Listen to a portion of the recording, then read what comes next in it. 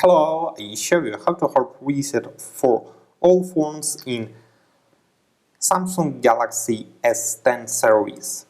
Turn off the phone.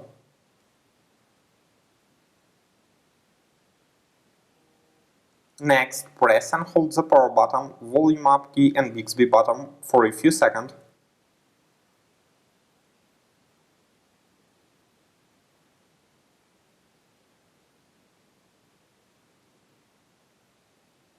Now use volume key and power button to select factory reset, then choose yes.